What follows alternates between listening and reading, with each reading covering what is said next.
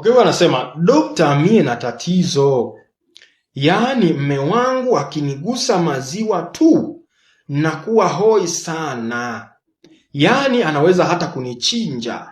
Mie sijielewi, je, hili ni tatizo pia? Okay, naomba nirudie swali hili, sikiliza kwa makini sana. Anasema dokta, mie na tatizo gani? Yaani mme wangu akinigusa maziwa tu nakuwa hoi sana, yaani anaweza hata kunichinja. Mie sijielewi, je, hili ni tatizo? Je, hili ni tatizo pia? So mwanamke huyu alikuwa anatamani kuweza kujua, na ndio maana ameuliza. Yeye anapata hiyo changamoto.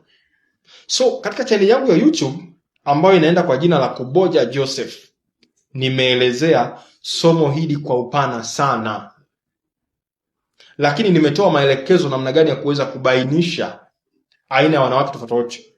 Moja ya point ambayo nimeelezea, nataka nikudokezee hapa kwa ufupi sana. Wanaume wengi hawajui maeneo ya udhaifu kwa wake zao. Kule YouTube nimefundisha kwa kina sana. Hebu nenda YouTube katafute hili somo haraka sana.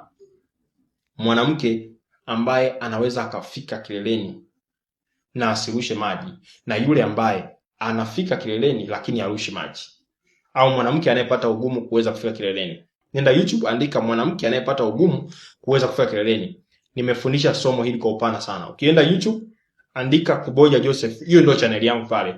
Subscribe ama jisajili, lakini pia usisahau kubonyeza alama ya kengele ili ninapokuwa naweka video na masomo kama haya yasikupite. Ni moja ya masomo mazuri sana kwa wanandoa na watu ambao wanajiandaa kuingia kwenye ndoa. Baada ya kujisajili, andika sasa wanawake wanaopata ugumu kuweza kufika kileleni. Utajifunza somo hili kwa upana zaidi. Channel yangu ya YouTube inaitwa Kuboja Joseph, andika kwa herufi kubwa KUBOJA, Kuboja Joseph, kwenda kupata utamu huu. Naitwa Dr. Kuboja, bingwa wa magonjwa ya lishe na mahusiano. Nikutakie jioni njema na Mungu akubariki. Bye bye.